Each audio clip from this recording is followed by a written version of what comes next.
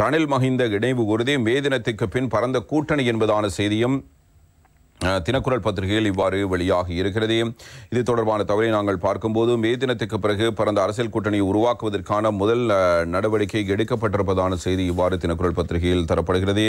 Ranil Wickremesinghe Sri Lanka Podujana Peramuna முக்கியஸ்தர் Basil Rajapaksa மற்றும் ஏனைய கட்சிகள் மற்றும் குழுக்களின் பிரதிகளை சந்தித்து ஜனாதிபதி தேர்தலை கருத்தில் கொண்டு அரசியல் பணிகளை விரைவுபடுத்த தீர்மானித்திருக்கிறார். இந்த சந்திப்பில் ஐக்கிய முன்னணியை பிரதித்துவப்படுத்தி பிரதமர் தினேஷ் குணவர்தன கலந்து கொண்டிருக்கிறார். மேலும் அமைச்சர்களான பிரசன்ன ரணதுங்க, டிரானாலஸ், ஹரின் பெர்னாண்டோ, காஞ்சன விஜயசேகர, பாராளுமன்ற உறுப்பினர் மஹிந்தானந்த அழுத்கமிகே மற்றும் அனுர பிரதேச யாப் ஆகியோர் செவ்வாய்க்கிழமை மாலை இடம்பெற்ற கூட்டத்தில் கலந்து கொண்டார்கள்.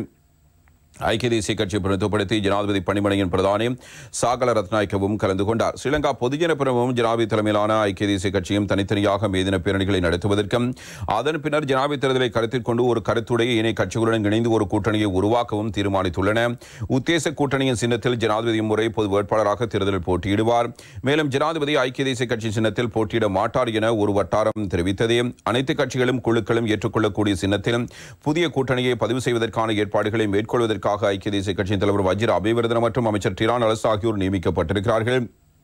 அத்துடன் ஜூன் மாதம் சர்வதேச நாணய நிதியத்தின் 3வது தவணையை பெற்ற பிறகு தேர்தலை இலக்காக கொண்டு ஜனாதிபதி பிரசாரத்தை தொடங்குவார் என்று எதிர்பார்க்கப்படுவதாக அரசியல் வட்டார தகவல்கள் இவ்வாறு தெரிவித்திருக்கின்றன. புதிய கூட்டணியை உருவாக்குவதற்கு பாராளுமன்ற உறுப்பினர்களான விமல் வீரவன்ச, டலஸ் அழகப்பெரும, பிவித்ரு ஹெல உரிமைய தலைமையிலான அரசியல் குழுக்களுக்கும் அழைப்பு விடுக்கப்பட்டிருக்கிறது.